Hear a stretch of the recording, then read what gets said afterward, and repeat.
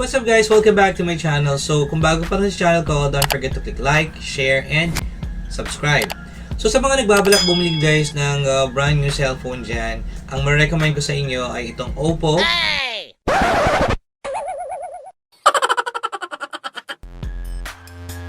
Ang Oppo brand ay isa sa mga fastest growing smartphones company worldwide at mura at swak sa mga budget nyo.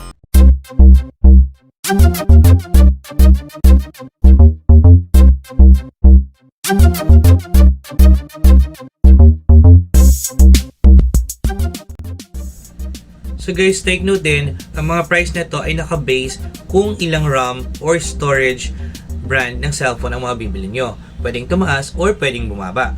So ipapakita ko sa inyo ang mga Oppo cellphones na in demand ngayon at ang kanilang mga price at description nito.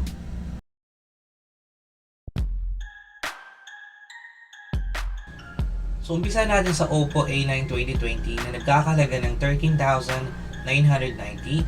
Ang magandang features nito guys is meron siyang Qualcomm Snapdragon 665 octa-core processor at yung kanyang display na 6.5 inch. At meron din siyang 8GB RAM at 125GB storage.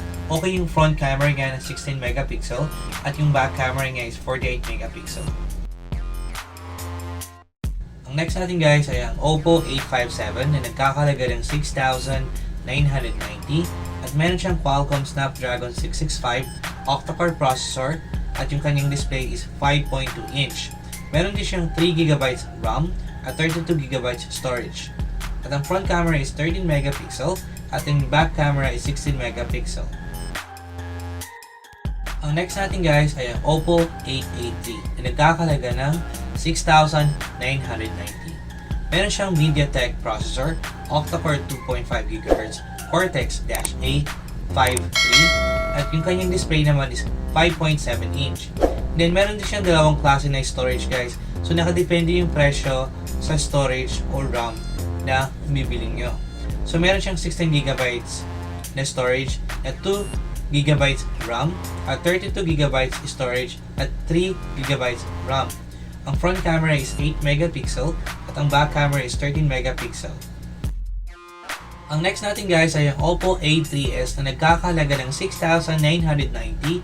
Meron siyang Qualcomm SDM450, Snapdragon 450, octa-core 1.8GHz, Cortex-A53. And yung kanyang display naman guys is 6.2 inch. And nakadepende yung presyo sa storage or RAM, pwedeng tumaas or pwedeng bumaba. Meron siyang front camera na 8 megapixel, back camera is 13 megapixel. Ang next natin guys ay ang F7 128GB na nagkakahalaga ng 6,990. Meron siyang MediaTek processor, octa-core, 4x2.0GHz Cortex-A73 and 4x2.0GHz Cortex-A53. So ang kanyang display is 6.23 inch and meron din siyang dalawang klase guys na storage or RAM. So nakadepende yung presyo doon sa storage or RAM na bibili nyo. Pwedeng tumaas or pwedeng bumaba. Ang front camera is 25 megapixel and yung back camera is 16 megapixel. Ang next natin guys ay ang Oppo F11 Pro na nagkakahalaga ng 15,990. Meron siyang processor ng MediaTek, octa-core 4x2.1GHz Cortex-A73 and 4x2.0GHz Cortex-A53. Yung kanyang display naman guys is 6.53 inch. Meron siyang 64GB storage and yung kanyang RAM naman is 4GB. Meron siyang front camera na motorized pop-up 16 megapixel and yung back camera niya is 48 megapixel. And meron din siyang fast charging na 20 watts VOOC 3.0. Next natin guys ay ang Oppo F11 na nagkakahalaga ng 13,990. Meron siyang MediaTek processor, octa-core 4x2.1GHz Cortex-A73 and 4x2.0GHz Cortex-A53. And yung kanyang display naman guys is 6.53 inch. So meron din siyang iba't ibang klaseng storage or RAM. So nakadepende yung presyo sa storage or RAM, pwedeng tumaas or pwedeng bumaba. Meron siyang front camera na 16 megapixel at yung back camera is 48 megapixel. At ang kagandaan nito guys, meron siyang fast charging na 20 watts VOOC 3.0. Next natin guys ay ang Oppo F5 64GB na nagkakalaga ng 9,990. Meron siyang processor na MediaTek octa-core 2.5 GHz Cortex-A853 at 6 inches yung kanyang display. So meron siyang storage na 64GB at 4GB naman yung kanyang RAM. Ang front camera is 16 megapixel at ang back camera is 20 megapixel. Ang next natin ay ang Oppo F7 Youth na nagkakalaga ng 8,999.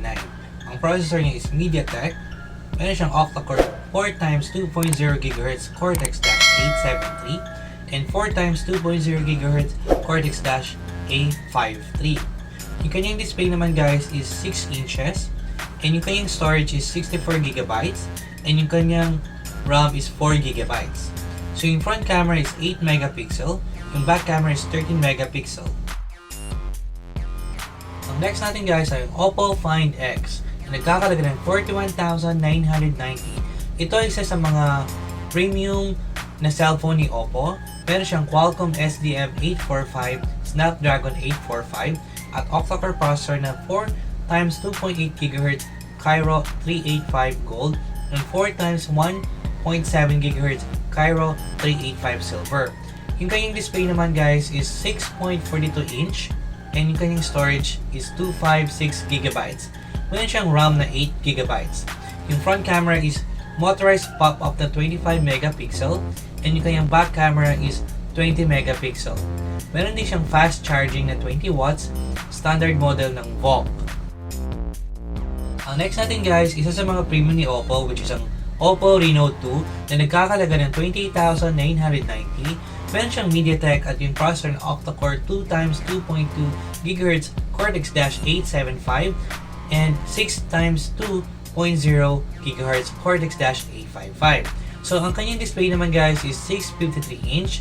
So meron siyang storage na 256GB and yung kanyang RAM is 8GB.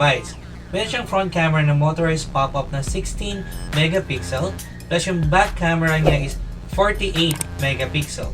Meron siyang fast charging na 20 watts VOOC 3.0. Ang next natin guys ang Oppo Reno, isa sa mga mid-range ng Oppo cellphones na nagkakalaga ng 26,990. So meron siyang processor Qualcomm SDM710 Snapdragon 710, octa-core 2x2.2 GHz Kryo 360 Gold and 6x1.7 GHz Kryo 360 Silver. Yung kanyang display naman guys is 6.4 inches. Meron siyang storage na 256GB and yung kanyang RAM is 6GB. Yung kanyang front camera naman is motorized pop-up na 16 megapixel and yung kanyang back camera is 48 megapixel. So meron din siyang fast charging na 20 watts na VOOC. Ang next natin guys, isa rin sa mga mid-range ng Oppo which is ang Oppo Reno 2F na nagkakalaga ng 17,990. So meron siyang processor na MediaTek octa-core 4x2.1 GHz Cortex-A73 and 4x2.0 GHz Cortex-A53. Yung kanyang display naman guys is 6.4 inches. Meron siyang storage na 128GB and yung kanyang RAM is 8GB. So meron siyang front camera na motorized pop-up na 16 megapixel and yung back camera is 48 megapixel. And meron din siyang fast charging 20 watts VOOC 3.0. Ang next natin guys ay isa sa mga premium ni Oppo na cellphone which is ang Oppo Reno 10x Zoom na nagkakalaga ng 45,990. So meron siyang processor na Qualcomm SM8150 Snapdragon 855 at octa-core 1x2.84 GHz Kryo 485 and 3x2.42 GHz Kryo 485 and 4x1.78 GHz Kryo 485. So yung kanyang display naman guys is 6.6 inches. So meron siyang storage na 256GB and yung kanyang RAM is 8GB. Yung front camera niya is motorized pop-up na 16 megapixel and yung back camera niya is 48 megapixel. Then meron din siyang fast charging na 20 watts na VOOC. Ang next natin guys ay ang Oppo F17 Pro na nagkakalaga ng 27,990.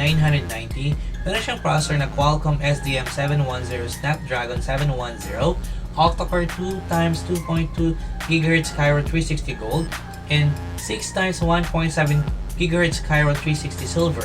Yung kanyang display naman guys is 6.4 inches. Meron siyang storage na 128 GB and yung kanyang RAM is 8 GB. So yung front camera niya is 25 megapixel plus yung back camera niya is 20 megapixel. So I hope guys you like this video and nabigyan kayo ng tips, ng idea kung how much ba yung price ngayon ng Oppo cellphones sa mga market natin dito sa Philippines.